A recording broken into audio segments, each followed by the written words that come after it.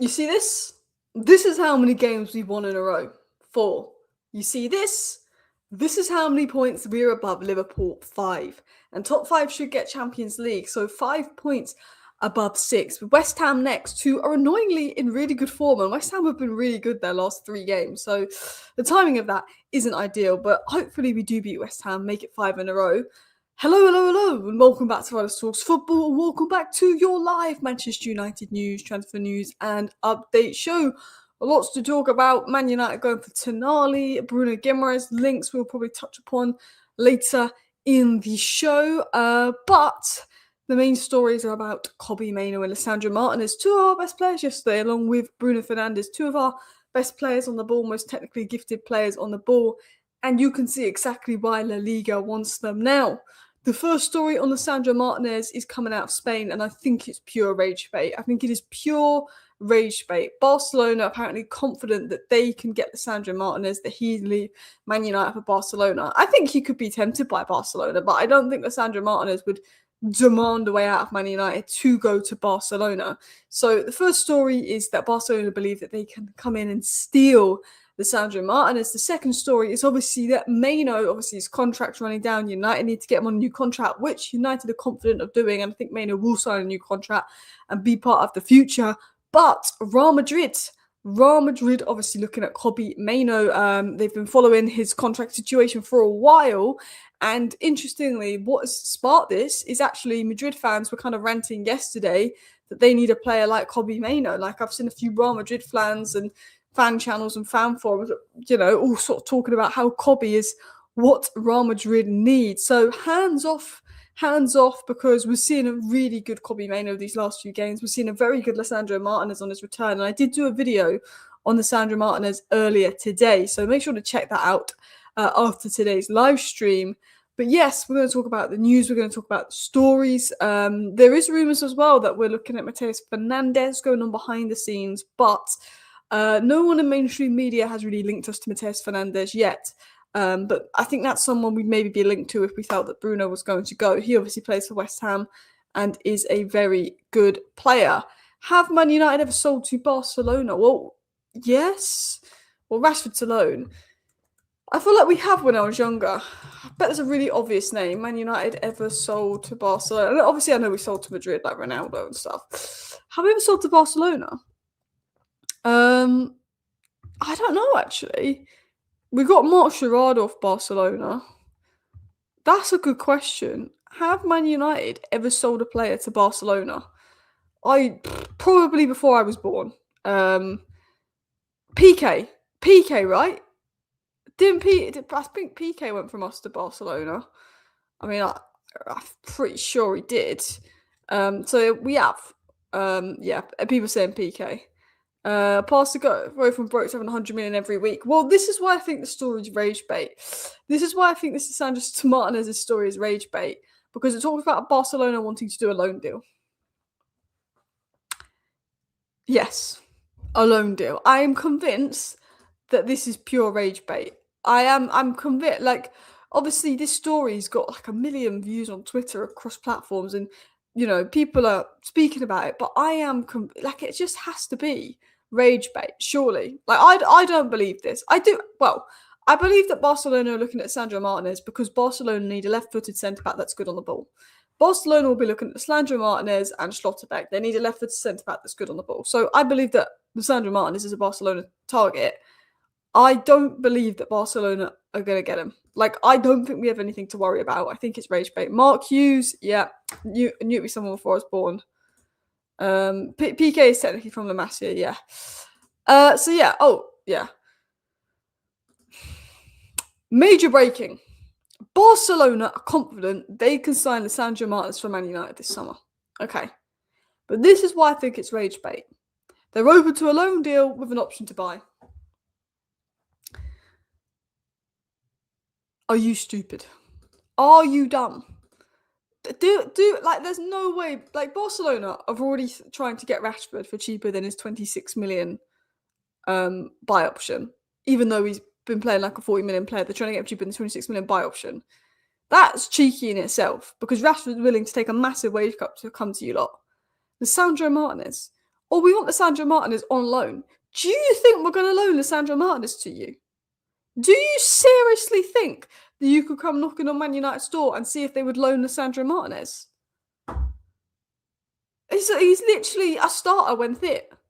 One of our most important players. If you want Lisandro Martinez, Man United will be looking at 60 million plus. And the reason I say 60 million, not more, is because his contract is running down, and also the fact that he's a little bit injury prone. But we'd be looking at least 60 mil if you want Lisandro Martinez. Thank you very much. I'd be wanting 80 mil because I think he's been mint the last 4 games. You think you can come and say, we want Lisandro Martinez on loan, also with an option to buy. Not an obligation to buy, an option to buy. I just think this story is pure rage bait. There's no way in their minds that Barcelona think they could come to Man United and say, we want Licha on loan with a 50 million option to buy. There's no way that Man United are going to say yes to that. There's more chance of Man United signing Lamine Yamal than us loaning out Lisandro Martinez to Barcelona. If Lisandro Martinez was on 600k a week, maybe we'd loan him out because that's a lot of wages, but he's not. There's more chance of us getting Lamine Yamal than Lisandro Martinez going on loan. I think it was absolute rage bait. But he has been linked to Barcelona by many outlets, and Barcelona do need a left-foot centre-back that's good on the ball, and he is a player that Barcelona are looking at. And I'm not saying that Licha going to Barcelona is impossible. It's possible, but Barcelona will have to pay up, and Barcelona are broke, and I personally think we've got nothing to worry about. Exactly. If they cannot afford Rashford for 26 million, who's been good enough to pay 40 million for, they cannot afford Lisandro Martinez. They cannot afford Lisandro Martinez, who will go in that 60 to 70 million range. If they came to us with a loan deal, we'd say, can we loan Lamine Yamal? That's what we'd say. You want to loan Martinez? Cool, we'll loan Lamine Yamal. Like, yeah. I mean, I think it's one of those rage bait fake stories. I mean, there is interest from Barcelona and Sandro Martinez. They do like him. They would like him. They will probably look at that and explore that. But the possibility of it happening only happens if Barcelona are willing to pay up money. And Barcelona and paying up money are not two words that go together. They used to spend ridiculous money on Dembele and Coutinho, but they don't do that anymore, Barcelona. They're brokies. So, for me, yeah, I cannot see Lisandro Martinez going anywhere. Could be Licha's agent showed interest during Amorim's tenure. I mean, potentially, because Licha's contract's running down. Maybe Licha wants a new contract. He links himself to Barcelona. Look, Barcelona are confident they can sign Martinez, apparently. I think if Barcelona gave us 70 million bid for Lisandro Martinez, I think they could convince Martinez to go there. But Barcelona have 70 million to spend on Lisandro Martinez. That is the fact. So I'm not worried about this Lisandro Martinez to Barca news because I just think it is a little bit of rage bait. Now, obviously, there's been links with Kobbie Mainoo to Real Madrid as well. Real Madrid fans have been kind of glazing Kobbie Mainoo, saying they want Mainoo, la, la, la. And a lot of Madrid fans themselves are talking about Mainoo and how he would be perfect for them, hands off. Now, the reason Madrid and a lot of top clubs have been linked to Kobbie Mainoo is because of his contract situation. Man United tried to get Kobbie Mainoo to sign a new deal a year ago, but that stalled because of his relationship with Ruben Amorim. He's got 1 year and a bit left on his contract. As of December, Kobbie Mainoo could negotiate to join another club on a 3. So let's talk about it, because we've got some updates coming in. Contract talks between the 20-year-old English midfielder Kobbie Mainoo and Manchester United are progressing well. United are confident an agreement will be reached before the next transfer window opens, with the deal set to quadruple his wages with his current salary at £25,000 a week. Mainoo should be on more than 25k a week. He shouldn't be on the 200k a week that apparently his agent demanded, but apparently that story wasn't true. But he should be on a lot more than 25k a week, especially now he's starting and playing every game. There is a belief that Kobbie Mainoo is going to sign a new contract at Manchester United very, very soon. Things are going well. Man United want to keep him, and he looks like he's going to sign a new deal. Now, of course, there are teams looking at this situation. There is teams like Real Madrid and obviously other top teams like, unfortunately, Chelsea, and that please will never happen. But there are a lot of teams saying, well, Kobbie Mainoo, as of the summer, will have 1 year left on his contract. If Kobbie Mainoo isn't going to put pen to paper, which doesn't seem to be the case, it's believed that he will sign a new deal, Man United may look to cash in on Kobbie Mainoo in the summer because they don't want to lose him for free. Now, hopefully that isn't the case. I don't believe that will be the case. I think he will sign a new deal.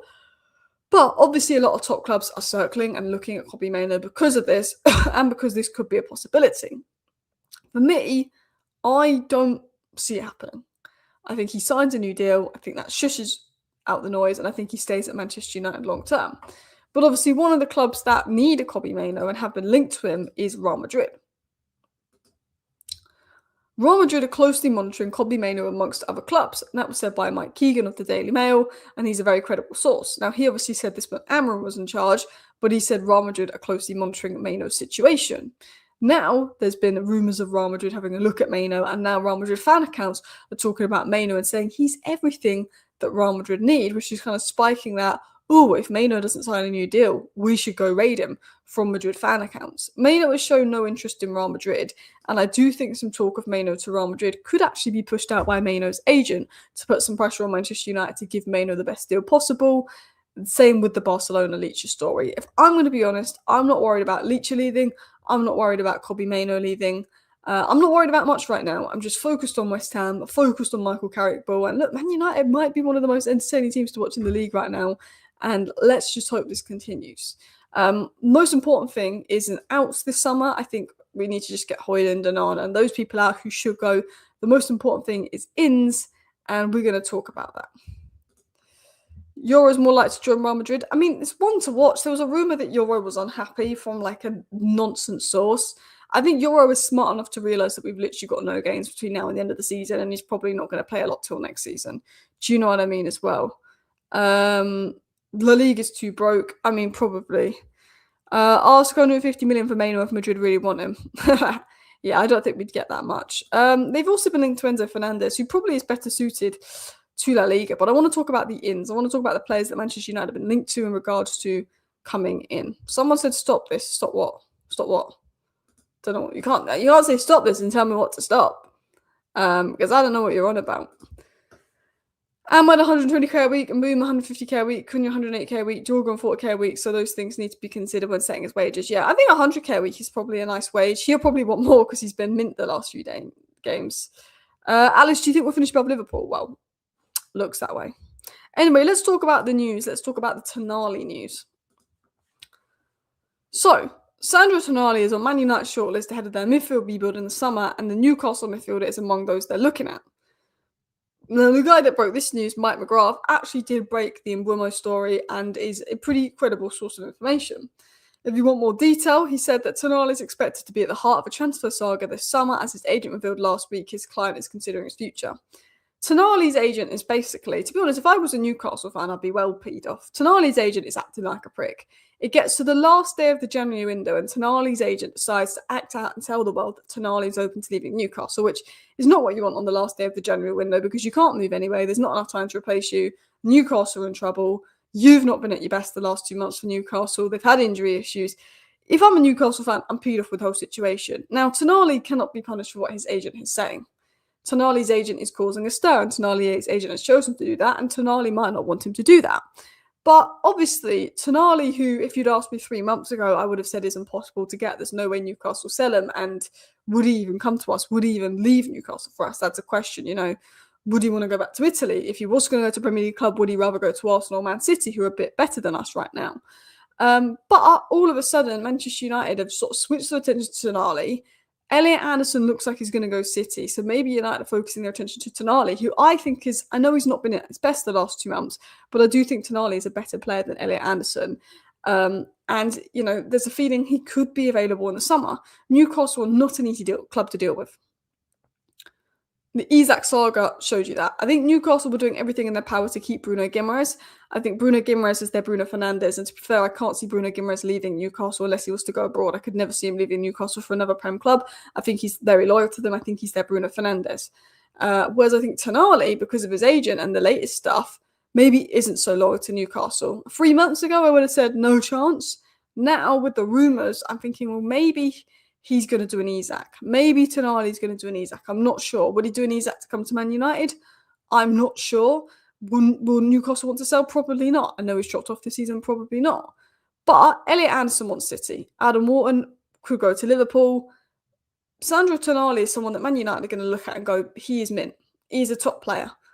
And it would make a lot of sense. I mean, dream world, you get Sandro Tonali and Bruno Guimaraes, and that would cause an absolute Newcastle meltdown. And I don't think that's possible to do in the same window. I think Newcastle want to keep both, but if they were to sell one of the two, it would be Tonali. I think Newcastle would sell Tonali to keep Bruno. Do you know what I mean? But I think Tonali makes Bruno better because he's allowed Bruno to play further up for Newcastle. It's possible. I don't think we get Tonali. I don't think it would be easy. I think it would cost a lot of money, but it's possible. It's one to watch. And Tonali reportedly wants to move. I don't know if he wants to move to Man United, but he reportedly wants to move away from Newcastle or is exploring options. However, could this be exaggerated? We might find out in the summer that Tonali's super happy at Newcastle and doesn't want to leave. It could be media exaggerated. But United are looking at Tonali. They've turned their attention to Tonali, and those links aren't going away. Wharton ain't going to go to Liverpool next year. They're going to play Conference League. To be honest, us getting Champions League football and Liverpool maybe not does increase our chances of getting Wharton. I rated Botman, but not so much anymore because he's always injured. I think Chow's your best centre-back. People think that Tonali's not better than Anderson. I think he is, but Tonali's had a bit of a belabour. So Tonali was immense last season. Tonali, for me, had a better season than Declan Rice last year in terms of individual performances. I thought Tonali was absolutely incredible last season. But this season, I think Tonali was good. The first 2 months, I think he was good. August, September, beginning of October. Tonali picked up an illness sort of late October, early November, and he's just not been the same since. He's been putting in those Baleba performances. I mean, Elliot Anderson put in a stinker at the weekend. Baleba put in a stinker today. Wharton has not been great lately. I mean, to be fair, all the midfielders aren't playing well. Bruno Guimaraes is playing mint at the moment, but he's a more advanced midfielder. All the number sixes we've been linked to haven't actually played well this last month. Even Elliot Anderson, who I talk about every stream, I know, and I glaze, actually hasn't been great this last month for Forest. Like, don't get me wrong. But I think with Tonali, like, he's proven. I know he's had a bit of a blip this season, but if I'm Man United, I would prioritise Tonali over Elliot Anderson, which might sound nuts. The only thing is Elliot Anderson is homegrown, and I think we're lacking there. But I think Tonali's a phenomenal player, and I would rock the Newcastle boat for him. Again, I don't know if he would leave Newcastle for us. I think he would want to go to Arsenal or want to go abroad. But yeah, I mean, I've got Newcastle fans saying they take 70 million for Tonali. I think that's a good deal. I think, a few months ago, you wouldn't have taken 70 million for Tonali, but now he's dropped off and his agent's being a prick. You've lowered your price tag. I reckon you could get 85 million for Tonali.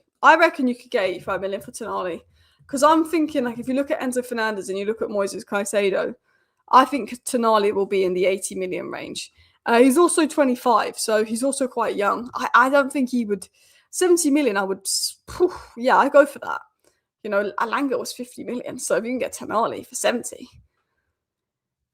I know West Ham are in the bottom three, but you can't underestimate them. Yeah, West Ham are good against us. I feel like West Ham always find a way to get points against us. Like, I remember we've lost to some awful West Ham sides. Why would Tonali go United over Arsenal? Well, Arsenal have Subamendi and Rice, which means Tonali would have to compete with Subamendi and Rice, and is not a guaranteed starter. Man United have no one. Tonali knows if he goes to Manchester United, he's going to the biggest club in England, and he starts. He does not necessarily start over Subamendi and Rice. He just provides elite depth. You look at Eze. If I'm Man United, and we're having conversations with Tonali, and Tonali's got to choose between Man United and Arsenal, I say to Tonali, look at Eze. If I was Ineos, I'd say Tonali, just look at Eze and come to us. That's what I do. And that would be my hope, to beat Arsenal to Tonali. His head's gone. I think that's why he's dropped off, because Tonali's unreal, but he has dropped off these last 2 months for Newcastle. Maybe his head's gone. You look at Baleba, he got rattled by the Man United news. He's not been as good for Brighton. I think maybe Tonali's head has been rattled, because I look at Newcastle, and I didn't watch your Brentford game, but I've looked at you this season, and I saw like 10 minutes of your Brentford game, and the only players that seem to give an effort at Newcastle right now are Lewis Hall and Bruno Guimaraes. I feel like the other players are, Licha, of course, is always solid, but I feel like the other players are, and Alanga's actually been bright the last 2 games, but the other players, like, I don't feel like Tonali's heart's in it, and I feel like Baleba's heart isn't in it, and I think that's maybe why they've dropped off. There was a rumour that Mbeumo was injured, but apparently he's okay, by the way. I don't know what Tonali's wages are. Should we look at Tonali wages? Who is Newcastle's highest earner? Newcastle wage bill. Might be Tonali, or surely it'd be Bruno Guimaraes. Let me look at Newcastle's wage bill, if it wants to load. Bruno Guimaraes is the highest earner. Tonali's on 150k, so we could offer him 180k. Boom. Bruno Guimaraes on 160. Anthony Gordon's apparently on 150k. Madness. Again, I don't know how accurate Capology is. Alice, how long does Bruno Guimaraes have on his contract? I think Bruno Guimaraes would be impossible. I would love Bruno Guimaraes, but he is their Bruno Fernandes. Tonali is possible. His head's not in it. His agent's causing a stir. Bruno Guimaraes is their Bruno Fernandes. Like, I don't think he's a player you could tempt to leave Newcastle unless you were like Real Madrid. I think Real Madrid is what would tempt Bruno Guimaraes, if I was going to be honest. But his contract is up in 2028, so that's 2 years. So Newcastle will be wanting to tie him down to a new deal. Tonali's contract, I believe, is up in 2029, but I am going to just Google that to make sure. Yeah, his contract's up in 2029, so I don't think you could get him on a cheap. He's still got quite a bit left on his contract. Mount's on 200k a week or what more? Mount's contract will expire and we'll move him on. I think Mount is on like 180. I mean, Mount is on a ridiculous amount, but actually, if you look at the Ineos signings, Cunha is on 180k a week, and Mbeumo's on 160k a week, apparently. Sesko's on 150k a week. Delict is, I think, the highest wage Ineos signing on about 190k a week. So none of Ineos' signings have made over 200k a week. So I don't think people will be demanding more than that. I think one thing Ineos have done actually quite smartly is get that wage structure down and that wage bill down. Is Mount on 250k a week? I think he was on. I thought it was on 180. Mason Mount wages. Mason Mount. So if you Google it, AI says he's on 150k a week, but that's for this season when we're not in the Champions League. So if you include the 25% cut for not being in the Champions League, he's probably on 200k a week, because if we're in the Champions League, he'll make 200k a week, but he's on 150k because he loses 25%. Mount needs to go. I think this is my situation with Mount. Because Casemiro and Agati are going, I don't want to lose any more midfielders. But if someone bids a nice amount for Mount, I'm going to say yes because he's injury prone. I like Mason Mount. When he plays, I like him. I think he's a good player. But, like, you can't stay fit. You're inconsistent. And now Amarin's gone. I think he played better in Amarin's system than he would in a 4-2-3-1 or 4-3-3. My mindset is this, though. Bruno, Mount, Cunha are options for the 10 role. You bring in a left winger, so Cunha can be more of an option for the 10 role, because we can't really rely on Mount to be back up for Bruno because Mount's always injured. So you bring in a left winger, so Cunha can be covered for the Bruno role, but also be a left winger, also be a striker. Yeah, and then you've got Bruno, and then you've got Mount for that 10 role. You've got Mainoo and a number 8, maybe someone young and exciting like a Muzakitas. Boom, you've got your Casemiro replacement, let's say Tonali and Baleba. Boom. So if you've got Tonali and Baleba for the 6s, Tonali can also play as an 8. Mainoo and Muzakitas for the 8s, Bruno and Cunha and Mount for the 10s. You sign a left winger, amazing stuff. Then a Sander Berger type player maybe for the bench. I don't know. I mean, in a dream world, we get Baleba, we get Tonali, we get Muzakitas, we get, I was going to say Njai, I'm going to say Kvaratskhelia. Maybe another defender for depth, bish, bash, bosh. But that doesn't feel realistic.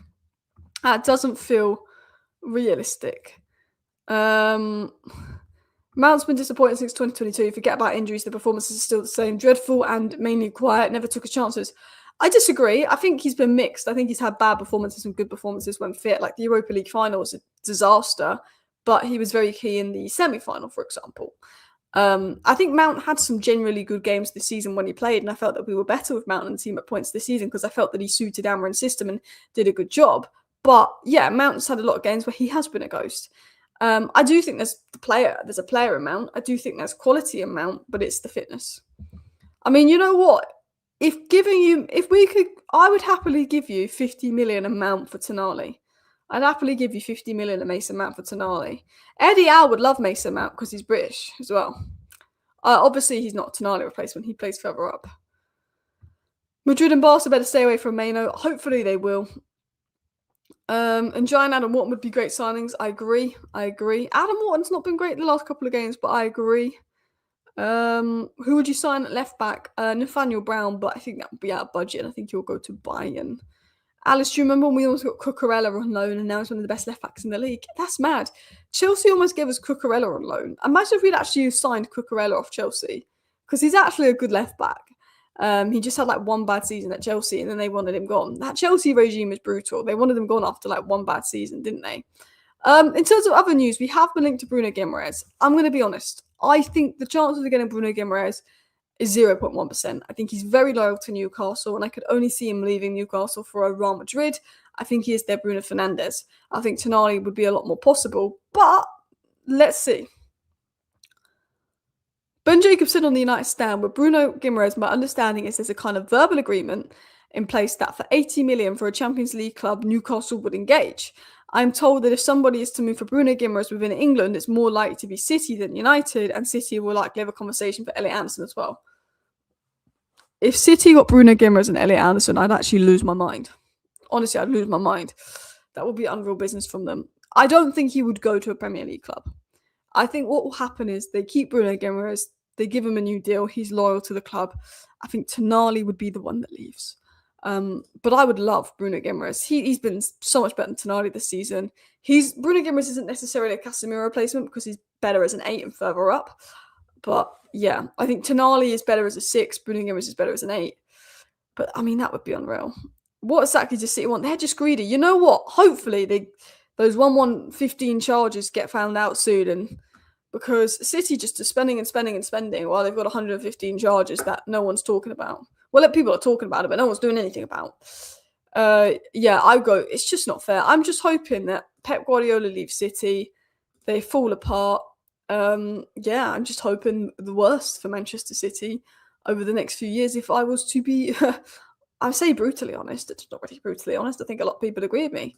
I wish Manchester City the worst. I wish Manchester United the best. That's how I say it is. But anyway, people, look, we're 5 points clear of Liverpool. Mind the gap. Things are looking good. West Ham on Tuesday. But my one fear is this is 2 game a week Casemiro now. 1 game a week Casemiro. 2 game a week Casemiro. So let's hope we still get 1 game a week Casemiro level performances. But big up everybody for tuning into today's show. I will be back in the morning with your 10-minute roundup or a live stream, depending on the news. I have not seen Pep's interview, but there is a feeling he's going to leave City at the end of the season. There's the things that I've heard, but I'm not allowed to say. I really want to spill my mouth, but I need to get a bit more research and stuff on that. But there is a feeling he's going to leave City, and there's a lot of rumours of it behind the scenes. So maybe that could be the downfall of them. But listen, people, thank you for watching today's video. See you next time. Bye.